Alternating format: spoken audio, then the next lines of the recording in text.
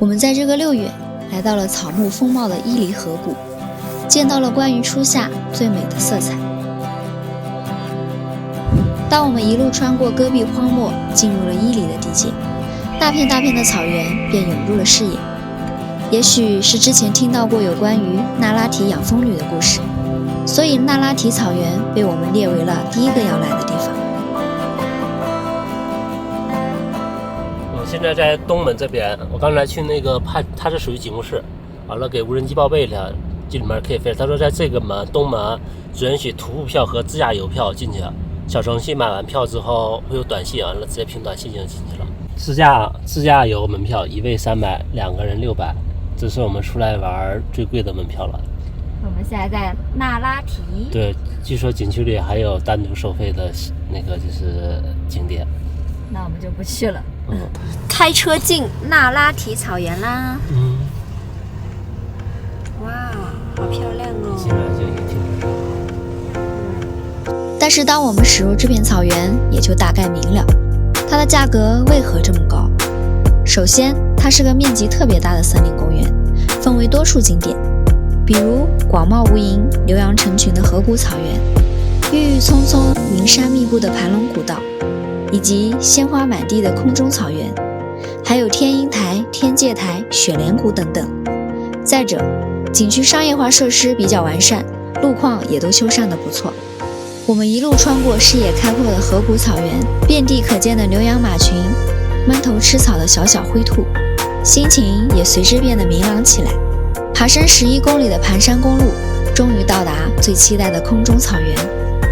这是离雪山最近的地方，溪流潺潺，草原辽阔，林木茂密，路边的随意一个山坡，大片大片的野生郁金香盛开得格外好。这边的郁金香开的实在是太美了。对，这边不只有郁金香，还有小黄花、小白花，到处都是花，好漂亮啊！整整一片。所以大家来哦，赶这个时间段一定要来空中草原，而且一定要往里走，里面的花人少，而且花开得好，就是越往森林的方向，对，花越好。小猫咪也和我们一样，在这里自由奔跑撒欢。自出生起，它们就没有在野外这么肆意疯狂过。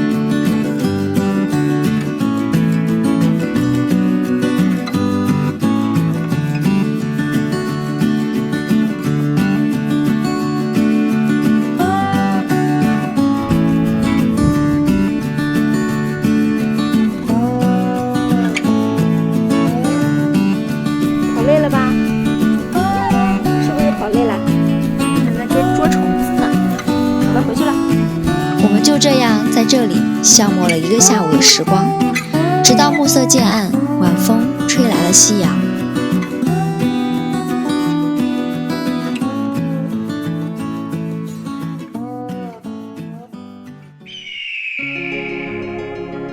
离开那拉提的这天是被苍鹰叫醒的，窗外的空气也显得格外清新，推门便是超级治愈的风景。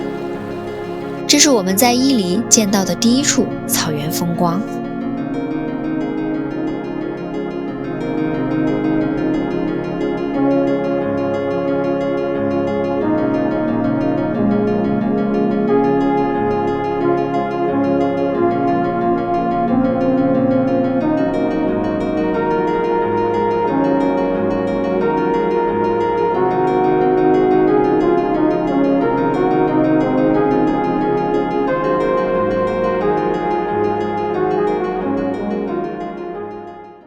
而入夏的伊犁河谷草原又何止这一处，我们也顺道去了库尔德宁和恰溪，这2处景点目前自驾门票只需要30元。到库尔德宁的景区啦，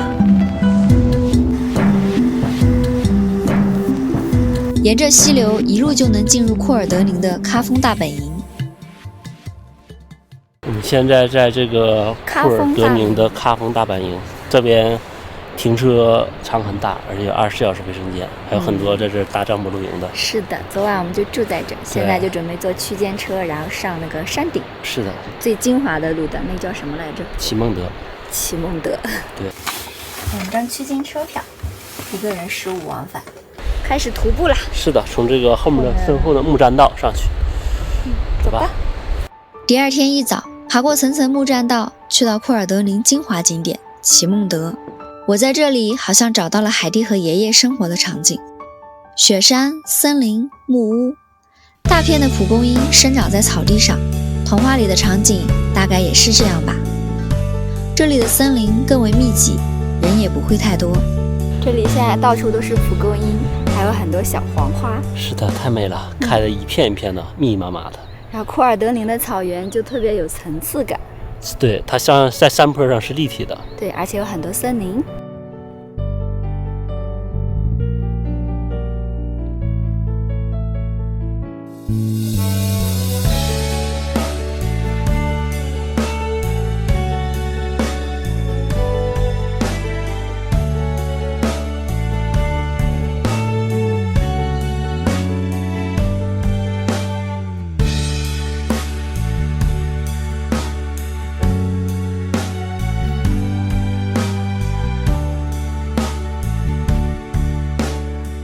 我们现在终于走到了奇梦德最高点。最高点，对。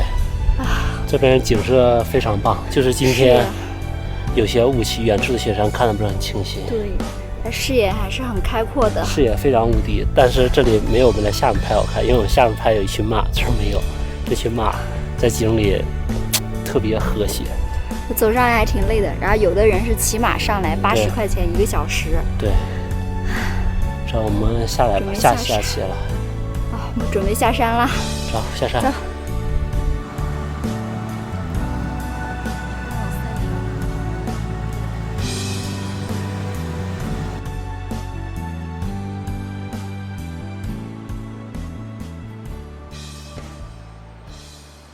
嗨，新的一天开始啦！是的，我们现在一个恰溪森林公园的一个停车场里。然后这边昨天晚上好热闹。是的。现在今天天气其实不怎么好，虽然说是晴天，但是能见度很差。对，远处的雪山雾蒙蒙的。我们决定还是玩一番吧，反正来了，去看看大草原吧，走吧。当我们来到恰溪草原，一路奔向最有名的恰溪画卷。也许是今天的天气差强人意，能见度不高，不够通透，所以这里并没有让我觉得太惊艳。但是在我们走了这条30公里的恰塔环线之后，一切都变得特别起来。这条环线的路况并不好，甚至还有几处涉水路段，对于底盘低的小轿车可能不大友好。但是这里真的可以称得上秘境。马路上车很少，牛羊马群便晃悠悠地四处闲走。生火做饭的牧民用着最原始的方式，认认真真地过着自己的生活。天气逐渐明朗，我看见天山那边飘散出一大朵棉花糖。我们在这里肆意奔跑着，好像找到了最简单的快乐。一路盘旋到谷底，遇上了一大群拦路者。我们干脆停车，走到了溪流边，驻足了很久很久。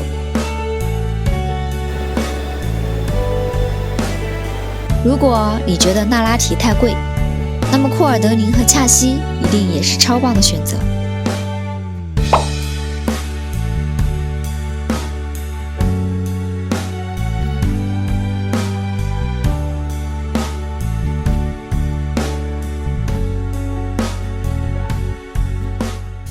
我们现在到了一个很特别的城市，这个城市从上空看呢是八卦的图案，也就是特克斯八卦城。是的，现在我们要准备进去啦。很久以前我便知道，伊犁河谷的西边有一座特别的小城，它的主城区没有固定红绿灯。更奇特的是，它是一座根据周易八卦后天图方位设计而建的城市。太极生两仪，两仪生四象，四象生八卦。城中心向外辐射8条大街，4条环路，道路相通，街街相连。也是没有红绿灯的哦。对，所以开车的时候要很小心。对，过红绿灯、过马路的时候，过十字路口特别要小心。刚一进城，立刻就能感受到太极八卦阵的全方位渗透。街道名称、文化广场、超大摩天轮，好像都在提醒我们来到了一个极特别的地方。进城了，那铁定是要吃顿好的。终于吃上蔬菜了。馕丁炝莲白，这个是馕切的，然后这就是包菜。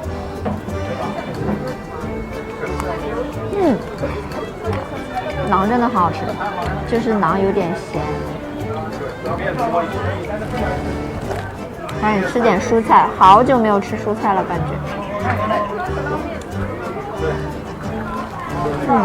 很脆的嘛。小麦仁牛肉丁春卷，少弄一点，嘴巴小。好烫，一口干。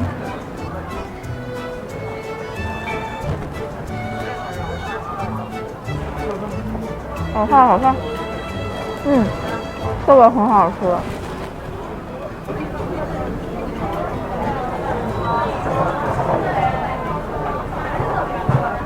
晚饭之后，天色也暗了下来。此时，无人机的视角下，有一种说不出的震撼。八卦相通，灯火相连，整座小城就这样闪烁在蓝调之下。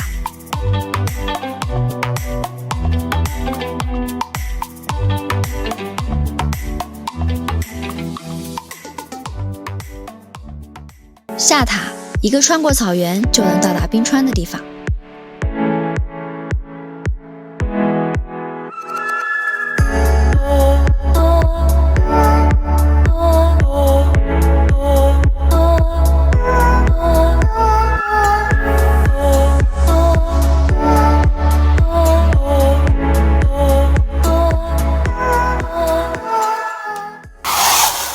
哇，好漂亮啊！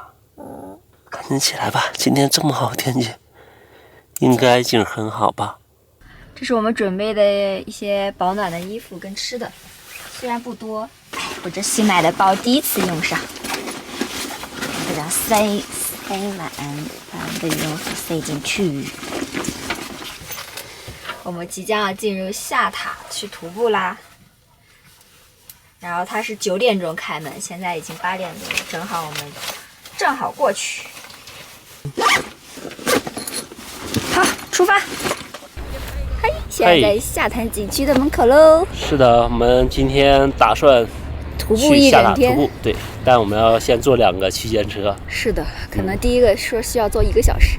它今天天气特别好。对，据说这边10天当中有9天下午会阴，但我们看今天的天气，没准全天会晴，没准我们就是那个幸运的人呢。是，让我们去看看我们是不是那个幸运儿。走。起了大早，就是要成为进入景区的第一批游客。接近1个小时的车程，终于到达了第一段终点——温泉酒店。第一段观光车。对，温泉酒店到将军桥有一个小的区间车，30块钱一个人。完了，这边正好断网了，我们没办法换现金，就差了5块钱。对，然后一个大哥就借给我们，留了号码，一会儿给他转。对，借了我们10块钱，可以坐车了。是的，好尴尬，是吧？不是，好幸运啊，遇到这事这么。是的，所以来的时候一定要现金带足。买好了。准备坐车去将军桥。然后再坐上15分钟的区间车，便到达徒步路段的起点。我们现在已经乘完第2段区间车，到达将军桥了。是的，我们要开始徒步喽。后面就是雪山。对，这边还有排队骑马的。我们没有现金，算了。骑马80块钱1小时。走。这里徒步路线可以分为2段，第一段从将军桥走到卡拉房子4号，全程大约3公里。第2段可以从卡拉房子4号继续往前走，到冰川脚下，此路段并未开发，我们也只走到了河谷地带。这2段都是可以骑马的，可以根据自身的体力去决定。下塔，蒙语意为阶梯，也许只有一步一步向前走，才能到达想见到的雪域秘境吧。我们一路穿行于郁郁山林中，抬眼便是巍峨洁白的木扎尔特雪山。树林里的小松鼠跑来跑去，草原里的土拨鼠也窜来窜去。我们俩打算继续往冰川那边徒步的，但是我们发现这边有土拨鼠的洞，而且人少，有好多它的洞就这一块大概有10几个。是，所以我们决定在这守一波土拨鼠，休息一下。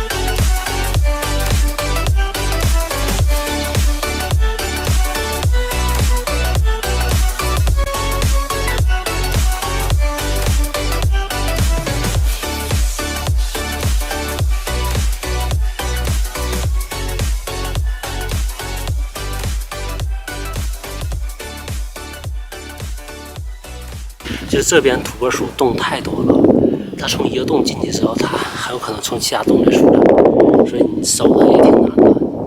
因为都不知道它会从哪个洞跑出来。太近了。所以我们现在准备继续往冰川方向突。而且他们那个地下世界线路也特别的复杂，到处都是洞通道。是的，可能都能通好几十米远。是，可能都不是好几十米，都可能是好几百米，甚至好几公里远都。是吗？那我们现在继续往冰川方向走吧。我现在时间现在下午1点多，我们走冰川回来还是来接的。走吧，现在1点半了。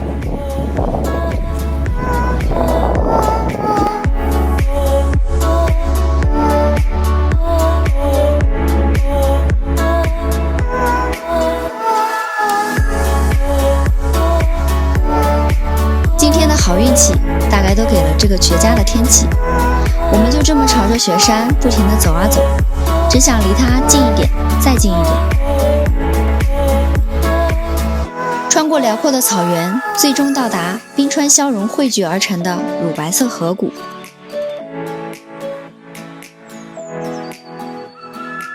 现在我们已经到这个河谷地区了。这些水都是从上游的冰川，然后雪山上流下来的。对，但要想到冰川还需要一段距离。现在4点钟了。对，我干嘛？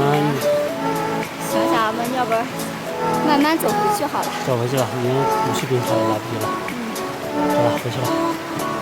所以如果你们要是来想要走到冰川，就来早一点，然后路上尽量不要太耽误时间。对，尽量先走到冰川，回去的时候再慢慢拍照。对，我们就是因为在那等土拨鼠，对，在那待了2个小时。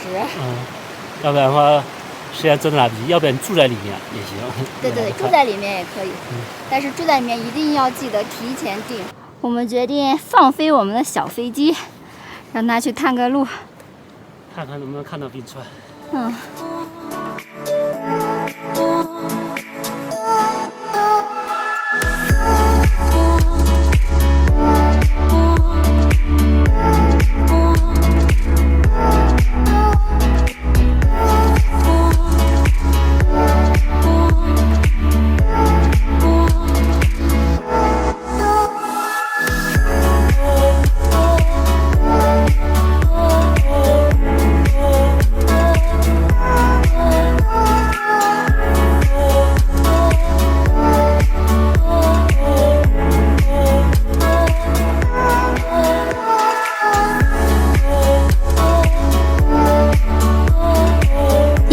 耽误的时间，我们并没能走到冰川脚下，但是也算走过了一条从未走过的路线，也看到了极致的雪山景观。